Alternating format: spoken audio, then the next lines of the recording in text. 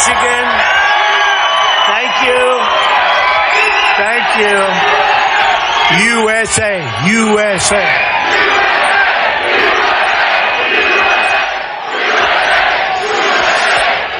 Well, I want to thank everybody. This is an amazing turnout. This is a record. Outside, we have 4,000 people. You do know that.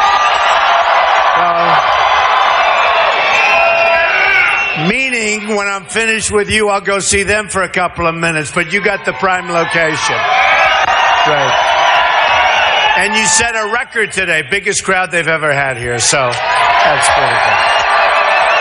A lot of things are happening. The new poll came out, CNN, a couple of days ago, 49% for Trump, right? Lightweight Senator Marco Rubio, 16. Lion Senator Ted Cruz, 15. Kasich is at 6. So, that's the new CNN poll, so I thought I'd give you that. It's nice. I love those polls when they're good. Now, if they're no good, I don't report them. People always say, why do you always talk about the polls? I said, when you're number one, you talk about them. If you're number 2, 3, 4, 5, 6, 7.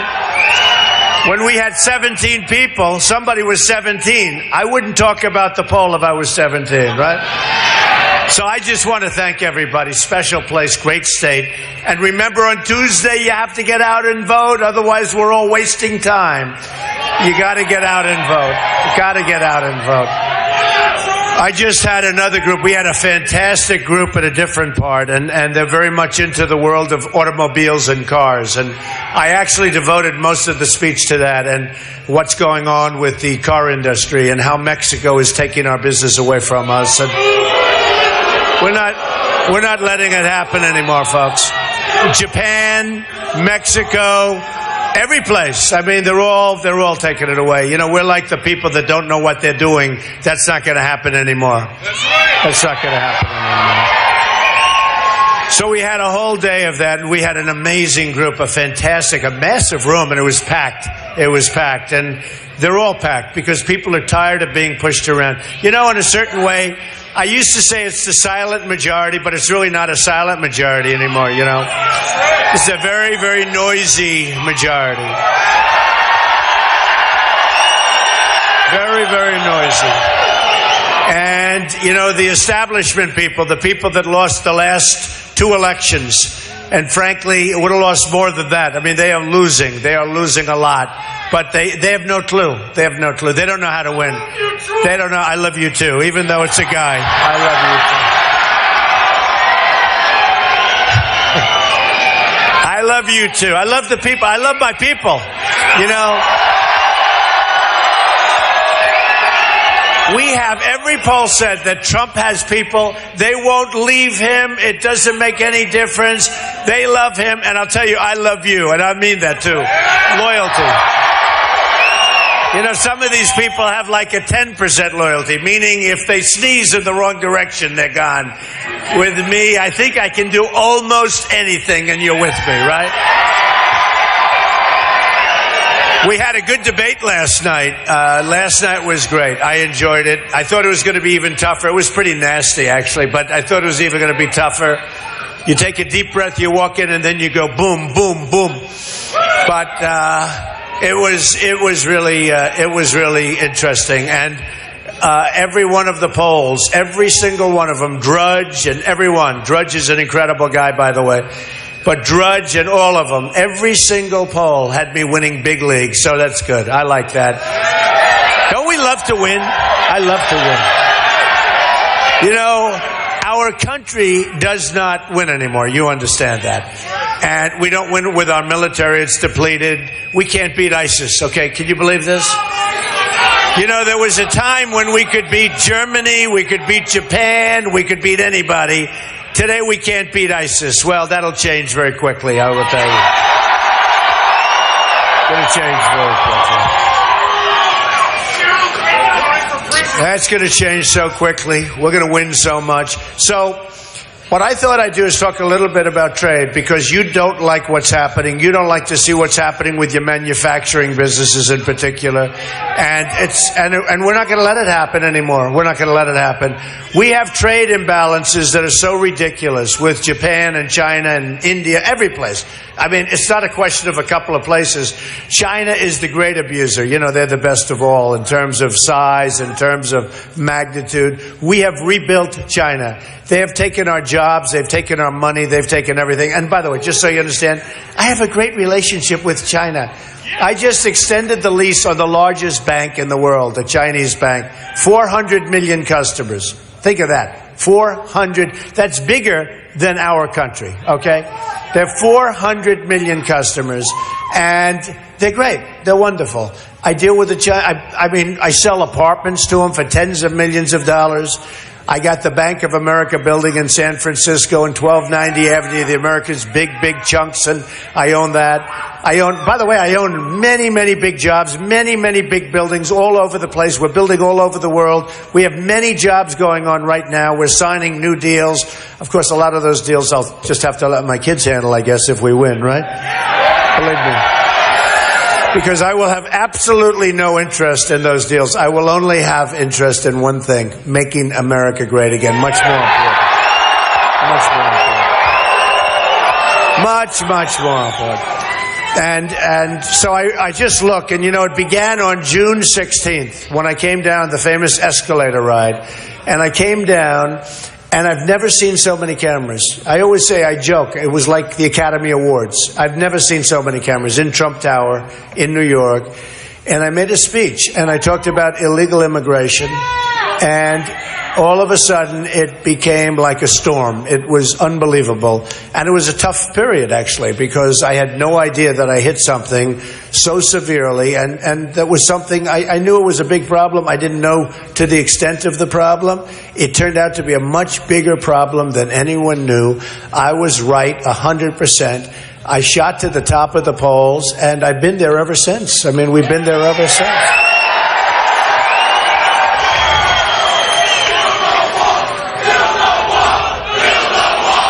Build the wall. Build the wall.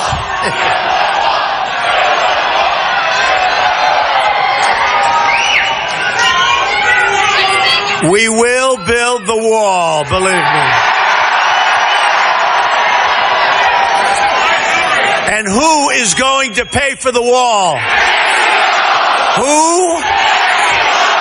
100%, folks. 100. I don't mean like 99.2%. I mean 100%. So we have a trade deficit with Mexico of $58 billion a year. We have real geniuses negotiating these deals, right?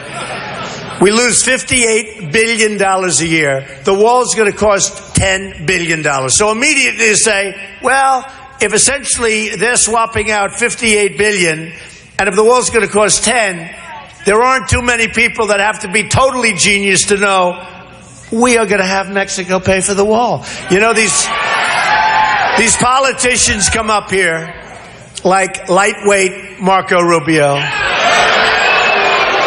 like Lion Ted Cruz. He gets in and he holds up the Bible and he talks the Bible, and then he puts the Bible down and then he lies. I never saw a guy lie like this guy. I call him Lion Ted. He's Lion Ted Cruz. He can lie about anything. And you know, it's interesting. The evangelicals, who I love, they got wise to Lion Ted Cruz. And you know what? I have every single poll now. I'm winning with the evangelicals. I won in South Carolina. They don't like liars. They don't like liars. These are very smart people, and they're wise to it. So it's been amazing, because he was supposed to win in South Carolina. It was 67% evangelicals, and I won in a landslide. And I won with the evangelicals, substantially too, by a lot. And in Nevada, I won with the evangelicals. I win with the evangelicals. It's been an amazing thing.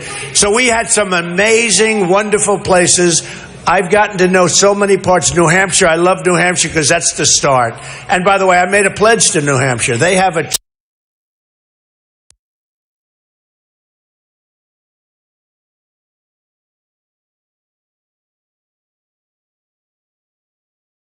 and you drive through the roads and the back valleys, and you see these magnificent trees, and everything's so beautiful. And there were a couple of days where it was snowing.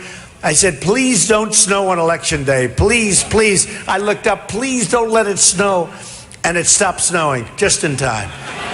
And I won that one in a landslide, and it was great. And Nevada was won in a landslide. But in New Hampshire, so I made a pledge to them. They have a tremendous, you would look and you'd say, this can't be possible. They have a tremendous drug problem in New Hampshire. It's a heroin problem, and so do you. And by the way, so does the whole country, okay? So does the whole country. And I made a pledge to them, and it goes for the country. We're going to stop these drugs from pouring in and destroying the lifeblood of our country. We're going to stop it. This is why when we say wall, we're going to build a wall that's going to be a real wall. It's going to be a wall that works. It's going to be a wall that people aren't going to come through with their trucks. They drive over. We have walls this big. They drive over the wall. Did you ever see the picture of the ramp? They do a ramp up, down, trucks loaded up with drugs into our country. We get the drugs, they get the cash, and it goes back into Mexico. Not going to happen anymore, folks. Not going to happen. So we're going to stop it, and we're going to build a real wall. And you probably saw and it's going to be, see that ceiling, right? That ceiling is peanuts. That ceiling is peanuts. Well, you know the story. When Vicente Fox, right? He came out, and he used the F word. He used the F-bomb. He threw out the F-bomb. Can you imagine if I did that? I wouldn't be allowed to be here today. It would be a national disgrace. Nobody even called him on it. He said, we will not build a you-know-what wall, and we will not pay for the wall. Now, it's sort of interesting. His anger was so incredible, and it wasn't because of the wall. It was because somebody was actually telling them that it's not going to happen that way anymore. They're not used to it. Mexico and all of these other countries. I have a great relationship with Mexico and the Mexican people. I employ thousands of Hispanics, thousands, right now. Over the year, tens of thousands over the years.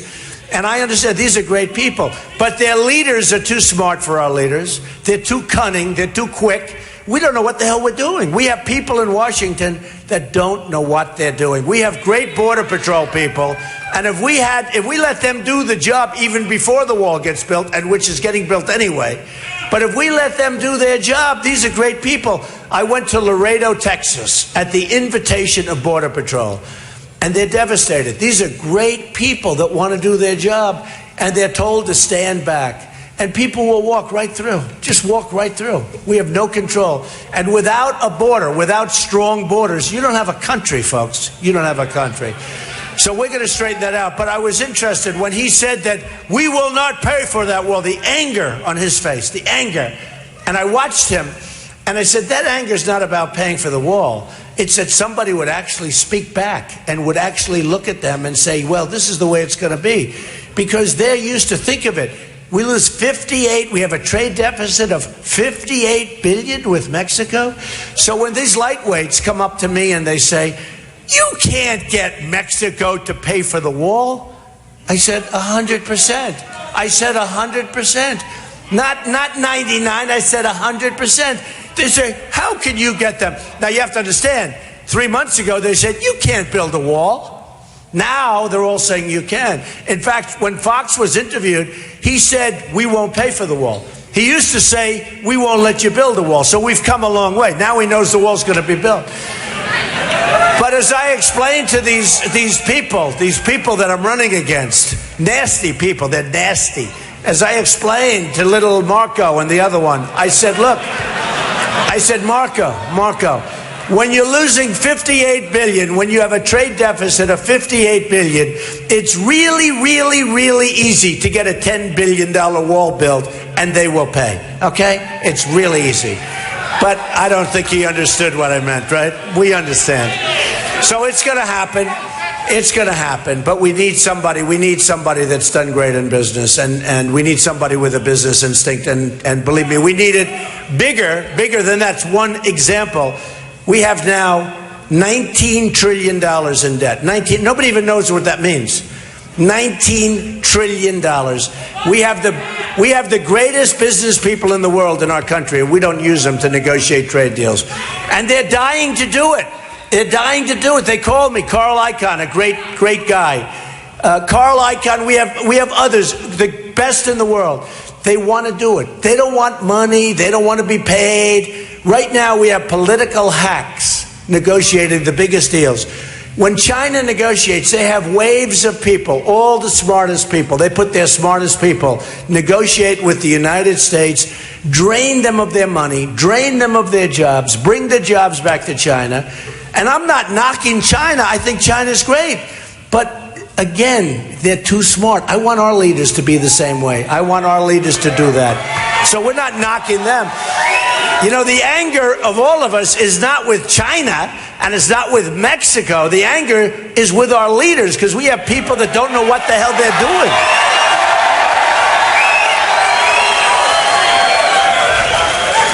They don't know what they're doing. They don't have a clue. Look at the Iran deal where we pay $150 billion for the worst deal I've ever seen in my life. We pay $150 billion. We get nothing. Those prisoners should have been back years ago. We should have gone in. Okay, here's Trump, right? Let's say I took over that deal. First of all, and it's for you. Do you ever see a deal took so long? So let's say 3 or 4 years ago, I go and I say, fellas, before we start negotiating, you have to let the prisoners go. Got to let them go. You don't want them. We do want them. It'll make it easier for us to make a deal. You got to let them go. Now, the Persians are great negotiators. They really are. All through history, the Persian negotiators have been great. I say, you got to let them go. They'll say no. And you know what you do? You stand up. Bye-bye. Bye, everybody. Enjoy your stay. See you soon. And you leave. And you leave. Then you go out and you double up the sanctions. You now double up the sanctions. You choke them with the sanctions, right? And within 24 hours, you're going to get a call. You've got the prisoners. Come on back. Please negotiate. When the prisoners land, they're on our soil. I would hit them with the second point. You know the $150 billion, fellas? We don't have it. We owe $19 trillion. We can't give you the $150 billion. We love you. We love you. We think you're the greatest in the world. We really want to help you, but we cannot give you. See, my father told me that. I learned from my father. He used to say, you're too rough. You're too tough. You don't have to be that tough. He'd probably like me to be a little bit softer in the debates. Actually, I'm thinking about maybe we'll be a little bit softer on little Marco. Little Marco. No? But that means you disagree with my father. That's no good. We can't do that. But my father used to have a thing. He'd say, Donald, darling, he loved me. He really loved me. He'd say, Donald, take the lumps out. Take the lumps out. Be softer. Just don't tell him no. Just soft. So here's what my father would say. Fellas, we're bust. We have no money. We owe $19 trillion. We want to give you the money, but we don't have it. So we're not going to be able to give you the $150 billion, okay? Now, I understand my father because that way, you know, they'll get angry, but not as angry. See, here's what I would have used to said if I didn't have a good teacher, my father. I would have said, we're not giving you the $150 billion. And they'd be so furious it would take them a while to recover. This way we say, fellas, we don't have it. We owe 19 trillion. We owe 1.7 trillion to China.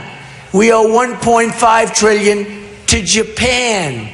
How do you like that? They come in, they sell their cars. We owe them money. I mean, think of it. They sell us cars. They take over our businesses, and we owe them money. The whole thing is so crazy. It's going to change, folks. It's going to change. It's going to change. So what would happen in the Iran deal is then now we have our prisoners back. Now after a few days, they'll get used to the fact that they're not getting the $150 billion because you would have done two walks. You would have walked on the prisoners and you would have walked when they got angry about the $150 billion. But again, you go back and now you negotiate a deal, okay?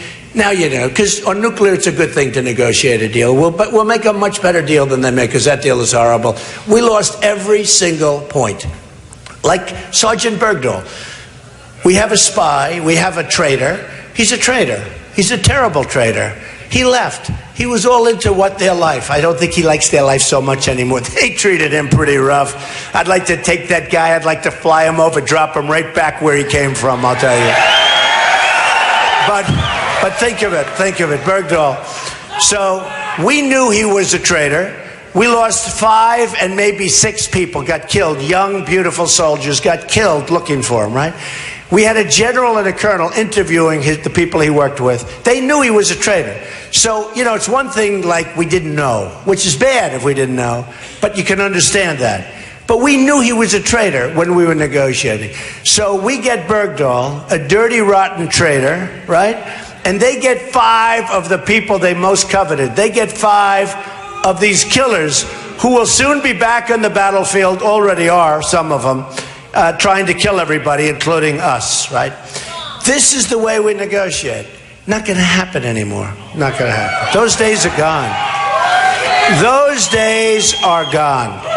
Those days are gone. So I just want to tell you that so many changes are going to be made. We're going to be like the smart country, not the stupid country. Because right now people look at us, we're like the big bully that gets beat to hell all the time.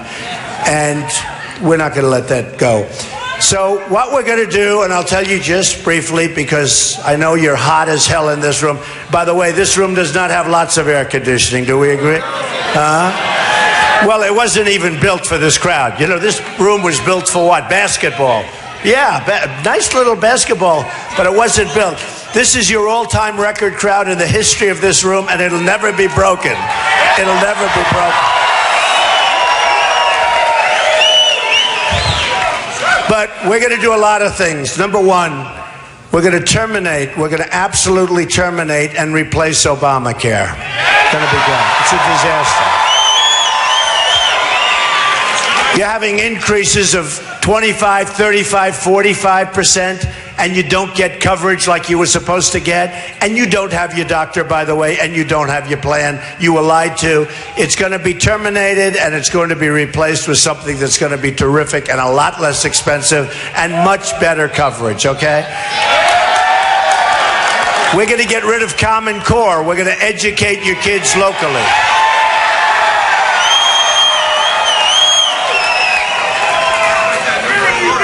We are going to educate your children locally. He just screamed, "Where have you been?" Right? Where's the guy? There's my guy with that beautiful beard. Look at that beard. So where have you been is right. Where have you been? You know, it's almost like it's such common sense. Somebody said, Donald Trump is a conservative, but he's not conservative on certain things. I am a conservative, but it's called common sense conservative. As an example, if China is charging our companies tax and making it impossible for you people to sell your goods, and you have great manufacturers here in China, and yet they sell their goods from China to here with no tax, no prohibitions, just dump your stuff on us. What good does that do? And that's why we're losing $505 billion, okay? So we have to call it, we want smart trade. I'm a free trader. If everyone would free trade, that's a different story. I'm okay with it. But it's not free trade. It's not free trade when they don't have to pay tax, right? And we have to pay tax to get our goods in.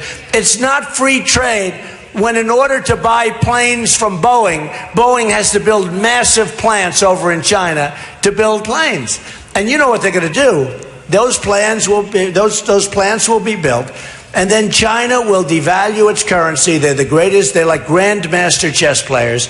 And all of a sudden, Seattle, South Carolina, and I love South Carolina because they gave me such an incredible victory 2-3 weeks ago. They gave me, and we're going to protect them. And I've been telling them, you have those nice new Boeing plants, but they're building bigger plants over in China. And when those plants are built, and then they say, listen, we're going to devalue, and then all of a sudden, South Carolina and Seattle aren't building planes anymore. You're going to see. But that's not going to happen if I'm president. I can tell you right now. I can tell you right now. So we need smart trade. I don't even call it fair trade anymore. I call it smart trade. We need smart trade. We can't have dumb trade. We have dumb trade right now. It's called free market. I'm for a free market, but the markets aren't free. If you look at what's going on with devaluations in Japan, it's unbelievable what they're doing. Devaluation. You look at Komatsu tractors compared to Caterpillar tractors. Caterpillar is having a very hard time because they devalue the yen to such an extent that it's very hard for Caterpillar to compete with some of these companies, in particular a company called Komatsu.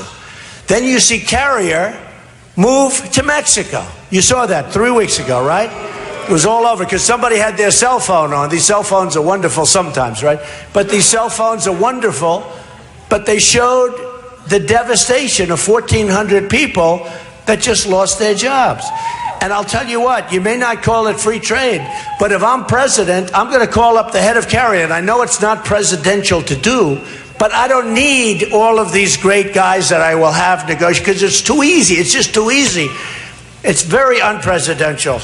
President Trump calling for the head of Carrier air conditioner. And I would say Romney doesn't know. Romney, this poor guy, he is so confused. Here's a guy, by the way, thank you for mentioning that. Here's a guy, Mitt Romney doesn't have a clue. This poor guy, I watched him yesterday, and the internet is exploding. What's he doing? He's making a fool out of himself. I watched him yesterday, and it was sad. By the way, I have a huge business. They only want to talk about little things, you know. And many of the things that he mentioned, they're still going. He talked about water. He talked about different things. I have it. It's all over the place. But I'll tell you what, I watched Mitt Romney yesterday, and this is the problem with the Republican Party. He choked. He should have won the election, should have won it easily. He was running against a failed president. That was an election, and I backed him. I gave him money. I did everything for him. Very loyal guy. I backed him, and he lost. He lost, and he lost big. He didn't lose close. He lost big. He didn't inspire people. They stayed home. If people would have gotten out to vote. Now, since I've been involved, I don't know if you've been seeing, the biggest story in all of politics is what's happening to the Republican Party, and I'm getting zero credit for it. And I should get all, because they're not coming in for little Marco, that I can tell you. Millions of people are coming to vote. Millions and millions of people are coming to vote for the Republicans and joining the Republican Party because of me. Because of me. And if I ever left, they would go away as fast as I would, they would go away. Because they want common sense, they want intelligence, they don't want this stupidity that they've seen for the last long period of time. And the biggest story in all of politics, one of the biggest stories, period, is on the cover of Time magazine this week. You know, I've been on the cover of Time magazine so many times in the last 3-4 months. It's like almost like, am I on the cover of Time this week? The biggest story and the best story I've almost ever had, 3 or 4 weeks ago, the cover of Time magazine wrote a story about us, all of us together. It's a movement. It's a movement. And they described it so beautifully. The writer was amazing. They described it so beautifully, so incredibly. And I'm on the cover this week. Actually, it's the same writer, and it's a good story. But the one that really hit the pay dirt was the one from 3 or 4 weeks ago, because they were describing a movement that is so incredible. That's never happened before. That's never happened before. And one of the biggest things in all of politics for many, many decades is what's going on with this sleepy old party, the GOP, where we were losing, where structurally it was almost impossible to beat Hillary Clinton, which I'll do easily.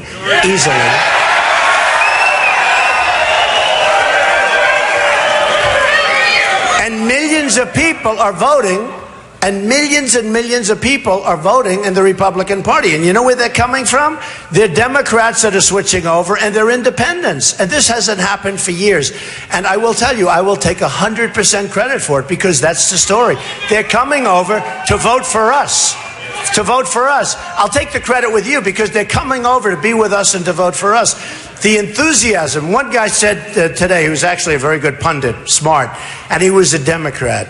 And they said, let me tell you, we don't know what's with this Trump guy, but we're concerned. We never saw anything like this. Millions of people are coming over. You look at what happened in South Carolina, where we had so many more people voting. So many more people are voting for the Republicans. What?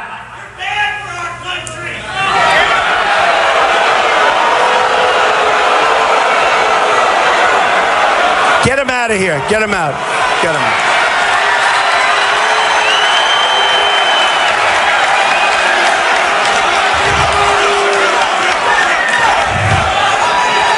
These people.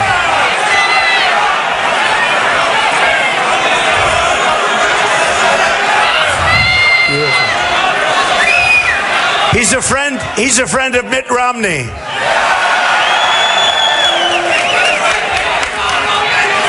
But millions and millions of people are coming out and they're voting Republican now instead of Democrat. And nobody's ever seen a movement like this, so it's a great thing. It is a movement, folks. It's an incredible movement, and it's a great thing. Thank you. I want to, by the way, I just watched that, and I want to thank our police officers. We have great, great people. They don't get the credit they should get. They don't get the credit they should get. You know, you'll have one incident, which is a bad incident. Maybe it was a mistake. Maybe it was a bad apple. Who the hell knows? But it's on the news for weeks and weeks, and they don't stop. Our police officers are incredible, and without them, we wouldn't be here right now, believe me. And by the way, I have such support. I think it's unanimous support across the country from the police, and I just appreciate them very much. Also, our vets. We've got to take care of our vets. We've got to take care of our vets.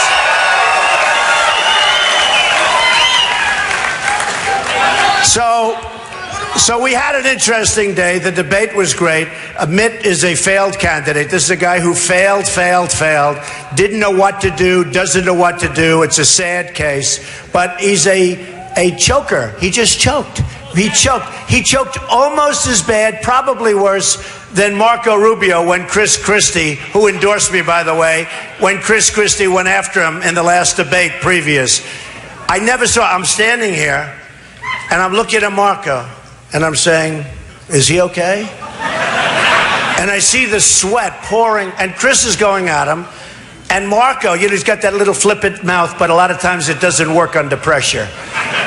And Marco is sweating, it's pouring down, and then he repeats himself once, twice, 3 times. I said, after the 3rd time, I said, wow, what's going on? 4 times, and then a 5th time. And I thought he was going down for the count, and I was ready to go because I wanted to show off. You know what a good athlete I am? I wanted to show the size of my hands, how I could grab him, I could grab that guy like nothing. Boom, hold him up. And I didn't want him to get hurt, hitting his head when he went down. But this is not what we need when we negotiate against China and Putin and all of these killers, all right? It's not what we need. So anyway, but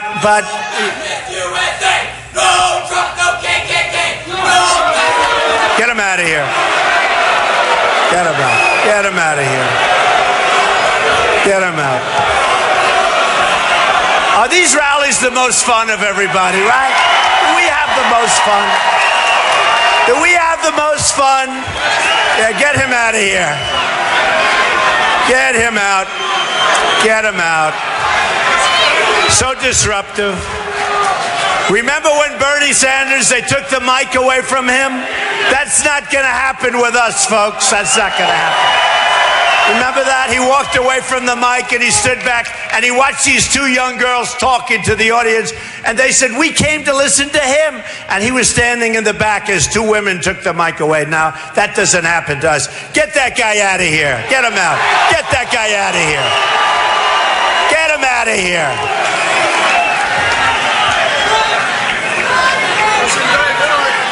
Get him out.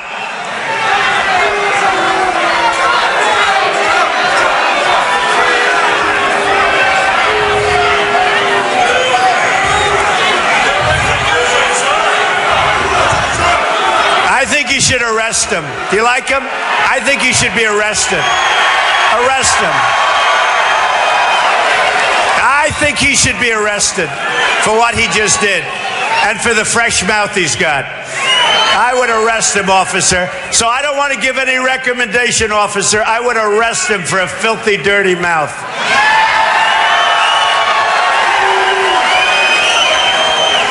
And then we'll see what his mommy and daddy say when they have to go and bail him out.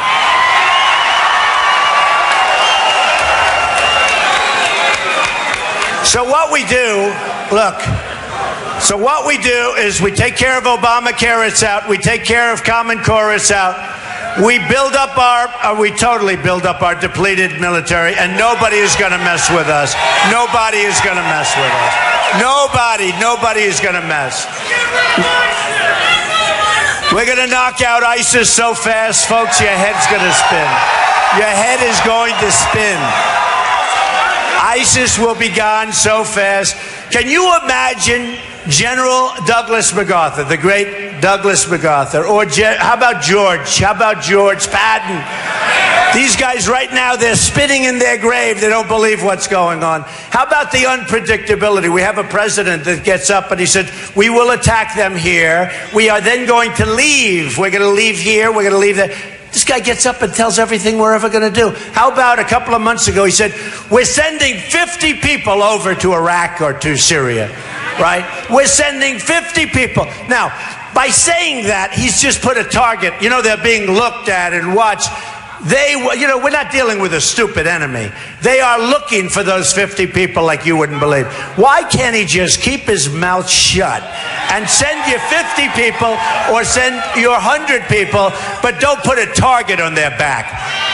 We need unpredictability with our military. We can't have our generals talking. Every time I turn on, I have a general talking, saying what we should do, how we should do it, what we're going to do, or we have a president saying we're sending troops here, and then they're going to go there.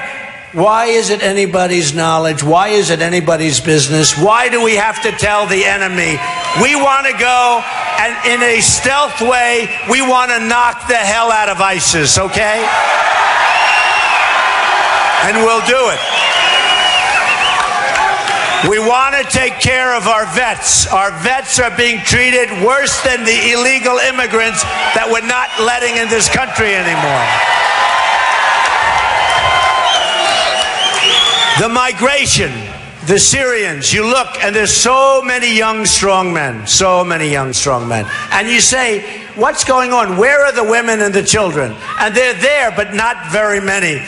We can't allow them to come into our country. We don't know who they are. We don't know anything about them. They could be ISIS. It could be the great Trojan horse. We can't allow them to come in. We'll build a safe zone, a free zone, but a safe zone in Syria, and we'll get the Gulf states to pay for it because we can't pay. We don't have the money to pay. We have to rebuild our country. We have to rebuild the infrastructure of our country. Our country is going to hell as we spend trillions and trillions of dollars in places they don't want us. Look at Iraq. We spent $2 trillion in Iraq. $2 trillion. What did we get? Nothing. Nothing.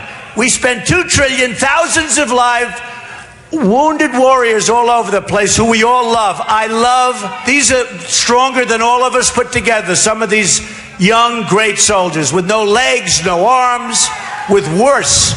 And these people have an attitude that's better than all of us. What did we get?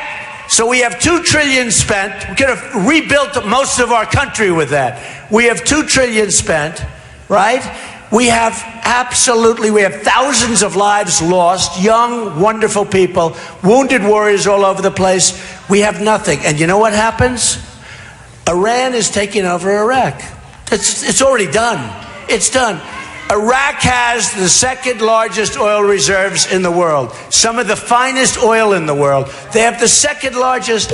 We made it possible for Iran to go in and take over Iraq. What the hell are we doing? Now, we shouldn't have been there, but Obama should have never gotten out the way he got out. What a disaster. He gives the exact date. We are going to be leaving Iraq in 18 months, and then he spells out the exact time. So the enemy naturally pulls back. What do we have to fight for?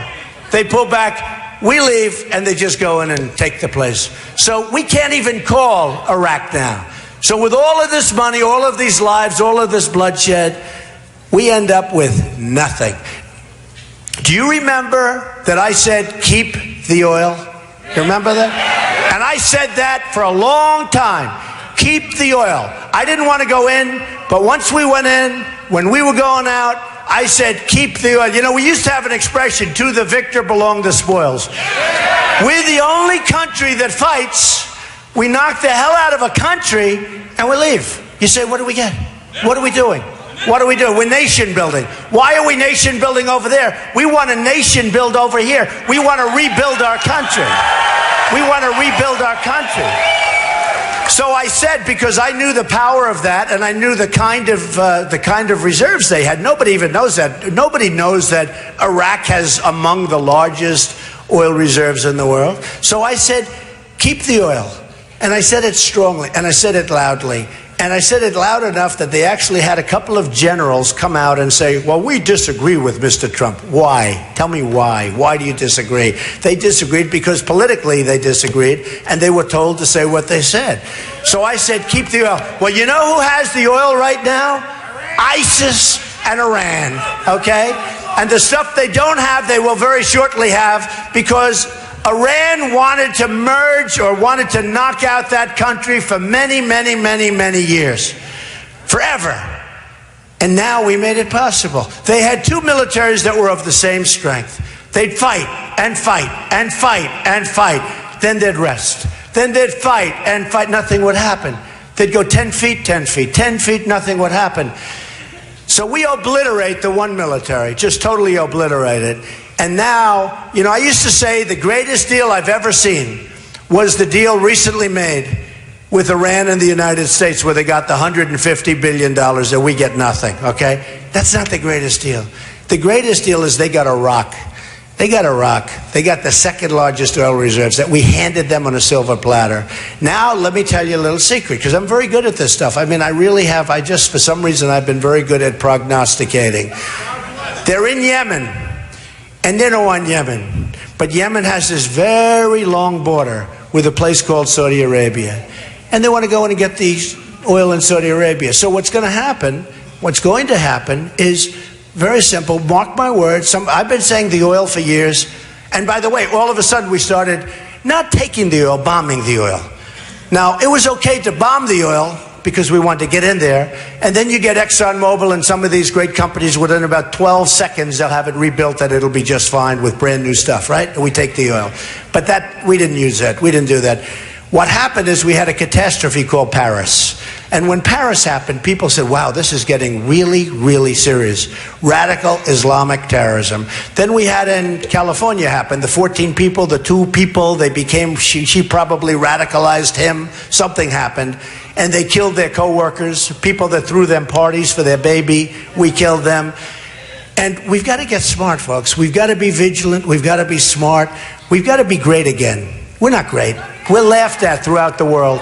We can be great again. We can be so great again. I see it. I see it with the people. I meet with people. They're so incredible. I want to see Apple making their iPhones in this country. I don't want them made in China. I want them made in this country. And we're going to have that. And we're going to have that. So I just finished by saying this. We haven't won in a long time. We don't win with our military. We can't. We don't have the right leadership. Probably at a military level, but certainly at a presidential level. We don't have the right leadership. We can't beat ISIS, right? We can't beat ISIS. That's going to happen so fast. You're going to see something so fast.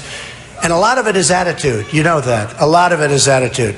But we're going to win with our military. We're going to win on trade. We're going to win on the borders. We're going to win so much, folks. We're going to win and win and win.